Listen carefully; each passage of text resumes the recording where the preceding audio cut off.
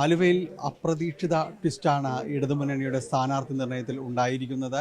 അരൂരിൽ നിന്ന് ആരിഫ് അവിടേക്ക് മത്സരിക്കാൻ എത്തുന്നു എന്നതാണ്. പല പേരുകളും ആദ്യഘട്ടത്തിൽ പരിഗണിച്ചിരുന്നുവെങ്കിലും വളരെ അപ്രതീക്ഷിതമായിട്ട് ആരിഫ് അവിടേക്ക് മത്സരിക്കാൻ എത്തുന്നു. ഇതോടുകൂടി മത്സരരംഗം ഒന്നുകൂടി കളർഫുള്ളാവുന്ന അല്ലെങ്കിൽ ഒന്നുകൂടി ടൈറ്റാവുന്ന രീതിയിലേക്ക് വരുന്നു. അരൂരിൽ നിന്ന് ആലുവയിലേക്കുള്ള ദൂരം അത് ചെറുതല്ല എന്ന് പറയാൻ പറ്റില്ല. ആലപ്പുഴയിൽ നിന്ന് അരൂരിലേക്ക് 29 കിലോമീറ്റർ ആയിരുന്നു. ആ 29 തന്നെയുള്ള അരൂരിൽ നിന്ന് ആലുവയിലേക്ക് ഉള്ളത്. അപ്പോൾ അതൊരു വലിയ ദൂരമായിട്ട് എനിക്ക് ഫീൽ ചെയ്യാത്തതുകൊണ്ടാണല്ലോ അരൂരുകാർ എന്നെ തുടർച്ചയായി 3 തവണ വിജയിപ്പിച്ചതും അതും അവസാനമായി ഇപ്പോൾ റെക്കോർഡ് ഭൂരിപക്ഷം 39,000 വോട്ടിൻ്റെ ഭൂരിപക്ഷം നൽകി വിജയിപ്പിച്ചത്. അപ്പോൾ ആ ദൂരമൊന്നും ഒരു വിഷയമേ അല്ല. നമ്മൾ ജനങ്ങളിൽ അവരുടെ പ്രശ്നങ്ങളിൽ ഇടപെടുന്നു, അവർക്ക് പ്രശ്നങ്ങൾ പരിഹാരം കാണുന്നു. ഞാൻ വരുമ്പോൾ അരൂർ മണ്ഡലത്തിൻ്റെ മുഴുവൻ പൈപ്പുകളുടെ മുന്നിലും 300-400 കുടവും കലവുമായിരുന്നു. അതെല്ലാം ഒരു ടൈം കൊണ്ട് പരിഹരിച്ചു. അതുകൊണ്ടാണ് അവർ വർദ്ധിത ഭൂരിപക്ഷം തന്നത്.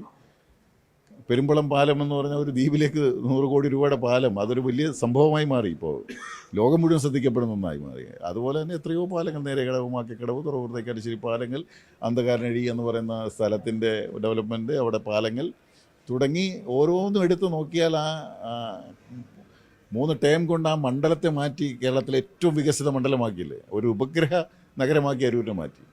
അരൂരിൻ്റേതുമായ സമാനമായ ഒരു സാഹചര്യം ആലുവയിലുണ്ട്. കാരണം അരൂരിലേത് കുറേ കൂടി അടിസ്ഥാന സൗകര്യ വികസന രംഗത്തൊക്കെ ആയിരിക്കും കൂടുതലായിട്ട് ശ്രദ്ധ ചെലുത്തേണ്ടി വരുന്നതെങ്കിൽ ആലുവയിൽ ശ്രദ്ധിച്ചിട്ടുണ്ടോ ചുരുങ്ങിയ സമയം കൊണ്ട് എന്തുമാത്രം കാര്യങ്ങൾ അവിടെ ഇവിടെയും ഇപ്പോഴും രൂക്ഷമായ പ്രശ്നങ്ങൾ, കുടിവെള്ളത്തിൻ്റെ പ്രശ്നം രൂക്ഷമായിട്ട് ഇവിടെയും പല പഞ്ചായത്തുകളിലുണ്ട്. അതുപോലെ തന്നെ മാലിന്യ പ്രശ്നങ്ങൾ വളരെ രൂക്ഷമാണ്, പലയിടങ്ങളിലും അതൊരു വിഷയമാണ്. വെള്ളപ്പൊക്കത്തിൻ്റെ പ്രശ്നമുണ്ട്. അതുപോലെ ട്രാഫിക് സംവിധാനങ്ങൾ, അതായത് ബ്ലോക്കുകൾ വരുന്നത് നമ്മുടെ അൾട്ടർനേറ്റീവ് സംവിധാനങ്ങളില്ലാത്തതിൻ്റെ ഫലമായിട്ടാണ് കൂടുതൽ വരുന്നത്. അപ്പോൾ കുറേയധികം പ്രശ്നങ്ങൾ ആലുവ അഭിമുഖീകരിക്കുന്നുണ്ട്. പിന്നെ പുതുതായി ഒരു പദ്ധതിയും വരുന്നില്ലല്ലോ. മറ്റ് പല സ്ഥലങ്ങളിലും വരുമ്പോഴും ആലുവയിൽ എന്ത് വന്നു എന്ന് ചോദ്യം അവിടുത്തെ ജനപ്രതിയോട് ചോദിക്കുകയാണ്. ഫലപ്രദമായൊരു മറുപടി അദ്ദേഹത്തിന് കൊടുക്കാനില്ല. അദ്ദേഹം ജനങ്ങളുടെ മറ്റ് വീടുകൾ, കല്യാണ ആവശ്യങ്ങൾ, അതിലൊക്കെ പോകുന്നുണ്ടോ? അതിനേക്കാൾ ഏറ്റവും ബെസ്റ്റ് അതിന് ഞാനാണെന്നാണ് എൻ്റെ വിചാരം. അതൊക്കെ കൃത്യമായി പോവുകയും മറ്റ് ചെയ്യേണ്ട ജോലികൾ ചെയ്യുകയും ചെയ്യണം. അത് ഒന്ന് മാത്രമായി പോയാൽ നമ്മുടെ ആളുകൾക്ക് വേണ്ട കാര്യങ്ങൾ ചെയ്യാൻ പറ്റാതെ വരും. കോൺഗ്രസിൻ്റെ ഒരു കുത്തക മണ്ഡലം എന്നെല്ലാം തന്നെ വിശേഷിപ്പിക്കപ്പെടുന്ന ഒരു സ്ഥലമാണ്. അവിടേക്ക് മത്സരത്തിനിറങ്ങുമ്പോൾ സ്വാഭാവികമായും താങ്കൾ വെല്ലുവിളികൾ ഏറ്റെടുക്കുന്ന പുതിയ കാര്യമൊന്നുമല്ല, ആർജവത്തോടുകൂടി തന്നെ എത്തുന്നു. അതെ, തീർച്ചയായും. എനിക്കതിനകത്ത് ഒരുവിധ ആശങ്കകളോ സംശയങ്ങളോ ഒന്നുമില്ല. വെല്ലുവിളി, ചലഞ്ചസ് നമ്മൾ ഏറ്റെടുക്കണം. അതാണ് നമുക്ക് വേണ്ടത്. ഇപ്പോൾ പാർലമെൻറ്റിലേക്ക് എന്നെയാണ് മത്സരിപ്പിച്ചത് 2019. LDF ഫീൽഡ് ചെയ്ത 19 പേരും പരാജയപ്പെട്ടപ്പോഴും ഞാനൊരാൾ വിജയിച്ചു. അപ്പം ജനങ്ങൾ തീർച്ചയായും സ്വീകരിക്കുമെന്നുള്ളതിൻ്റെ ഏറ്റവും വലിയ തെളിവാണ്. കാര്യം ഇത് അരൂരുകാർ പറഞ്ഞാണ് ആലപ്പുഴ മുഴുവൻ എത്തിയത്. ആ ആലപ്പുഴ പാർലമെൻറ്റ് മണ്ഡലം മുഴുവൻ അരൂരിലെ ആ എക്സ്പീരിയൻസ് വെച്ചിട്ടാണ് അവരെന്നെ എനിക്ക് അതാണ് ബാക്കിയുള്ളവർ തോറ്റപ്പോൾ പോലും എന്നെ സംരക്ഷിക്കാൻ വേണ്ടി വന്നത്. പിന്നെ കഴിഞ്ഞ ഇലക്ഷൻ എന്ന് പറഞ്ഞാൽ നിങ്ങൾക്ക് എല്ലാവർക്കും അറിയാവുന്ന പോലെ ഒരു വർഗീയ ധ്രുവീകരണം കേരളത്തിലൊട്ടാകെ നടന്നു. ആ ധ്രുവീകരണത്തിൽ എന്നിട്ടും ചെറിയ വ്യത്യാസത്തിന് എന്നെ, അതായത് നമ്മുടെ വലിയ വോട്ട് ചോർച്ച ജാതി ധ്രുവീകരണത്തിലുണ്ടായി, അതിൽ വന്നുപോയതാണ്. ആലപ്പുഴയിൽ നിന്നായതുകൊണ്ട് തന്നെ ഇതിൽ അവിടെ ഏറ്റവും കൂടുതൽ ചർച്ച ചെയ്യുന്നപ്പോൾ ജി സുധാകരൻ വിഷയമൊക്കെ തന്നെയാണ്. ഇതൊരു പ്രതീക്ഷിച്ചിരുന്നതാണോ? അത് അല്ല, ഞാൻ ഇത്തരം ഒരു പരിസമാപ്തിയിലേക്ക് ലക്ഷ്യം വെച്ചാണ് സുധാകരൻ സാഹു പ്രവർത്തിച്ചുകൊണ്ടിരുന്നത് എന്ന് ഇപ്പോഴാണ് മനസ്സിലാകുന്നത്.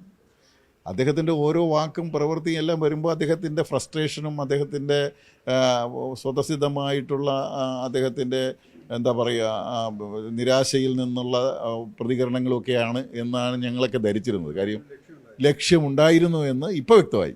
കാര്യം ആ ലക്ഷ്യത്തോടിലേക്ക് എത്തിക്കാൻ വേണ്ടിയായിരുന്നു പുള്ളി ഇത്രയും നാൾ പരിശ്രമിച്ചത്.